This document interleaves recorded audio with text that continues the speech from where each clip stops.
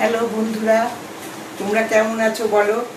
আমি এখন আমার ছেলে বৌমা রাতে ডিউটিতে বেরোবে, এই জন্য এখন রুটি করছি। ওরাও ওদের সাথে আমারটাও করে নিচ্ছি, ওরা চলে গেলে একলা একলা আর ভালো লাগবে না, একবারে আমরা রাতের রুটিটা করে রেখে দিচ্ছি। দেখো কিরকম তোমরা ভালো আছো তো।